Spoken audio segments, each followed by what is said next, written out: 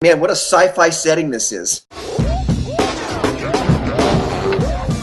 you don't know who the Bones Brigade is, you definitely should. A dream team assembled by pioneering former pro skater Stacy Peralta, the Bones Brigade was made up of Tony Hawk, Mike McGill, Lance Mountain, Steve Caballero, Tommy Guerrero, and Rodney Mullen, and to this day remains the ultimate blueprint of what a skate team should be. Equal parts personality and rad ability on a skateboard, their influence on modern skating knows no bounds. Their epic 1987 video, The Search for Animal Chin, played a big part of my growing up. I can remember spending hours and hours with the one VHS copy that we had in the crew and thinking, wow, skateboarding really can be a way of life. I'm not the only one who has rad memories of the Bones Brigade though. The Bones Brigade show, that was probably the first skate video I ever watched. It influenced me in a major way. I think if I had to pick the most influential skater of the Bones Brigade, I'd probably have to pick Tony Hawk. Just because that's the type of skating I was mostly into. But my first skateboard was a Steve Caballero, so.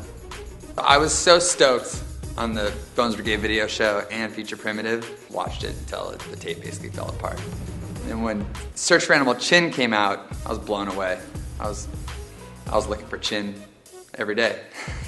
To me, it was the idea behind it was so important because that's what skateboarding was to us. It was this search to go out and find this new terrain and a new experience and just to have fun. And I think that's like what Animal Chin signified, you know what I mean? And it was like something that anybody could watch and they like identify with it and were like, whoa, this is cool, you know? I think that's like the one thing that Stacy Peralta was so good at was like taking skateboarding and showing it in a way that the whole world could relate to it. It told a story. It wasn't just like, here's this trick on a skateboard, and I think that's why he moved on to do these documentaries and all this different stuff.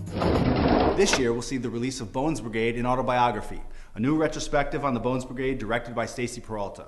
I had the huge honor of interviewing Stacy on his first ever Skype call, no less, about the film, the memories it brought back, and what it took to create this historical document. Hi, Stacy. Thanks for dropping in on Dose. Yeah, man. Thanks for having me. Just to start things off, I wanted to ask you, did the making of this film bring back any memories that you had forgotten? Did it bring back memories? My God, it opened up Pandora's box of so many emotions and memories and feelings, and having all 6 of those individuals unlock all those emotions and unlock all those experiences, a lot of unexpected things were exposed when we sat down to do the interviews. The thing that affected me the most, and I think that it affected the other 6 individuals, you know, Tony Hawk, Rodney Mullen, Lance Mountain as well, is how much that experience meant to all of us. Because when we started recollecting it again and talking about it again, everyone came to this project with so much commitment and so much command of that experience that it kind of knocked all of us out.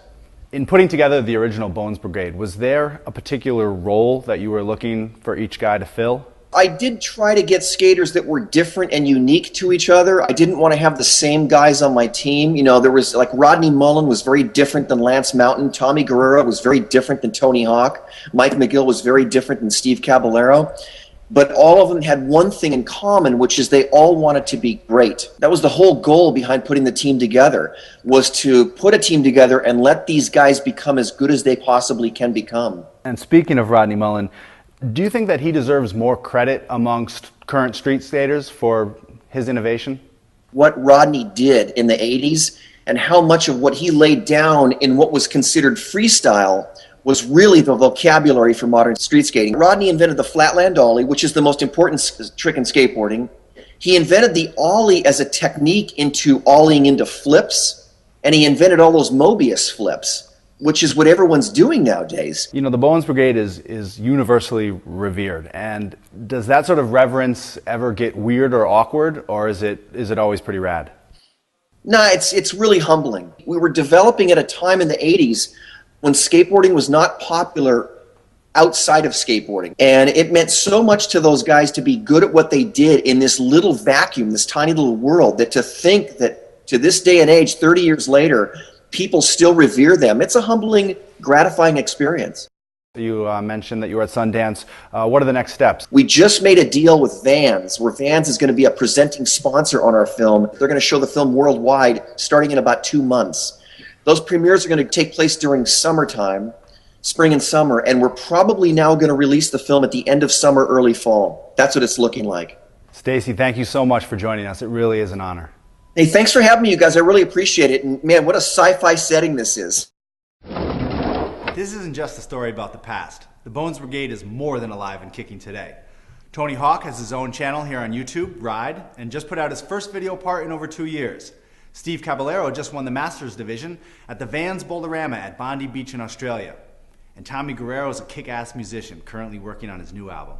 If I had to choose my favorite Bones Brigade member, it would probably be Rodney Mullen. But that's a story for another day. In the comments below, let me know who your favorite Bones Brigade member is and why. Then subscribe to us on YouTube and share the story with your friends through Facebook and Twitter. They'll thank you for it, and they might even learn something. I'm Tim Brodhagen, and I'm out.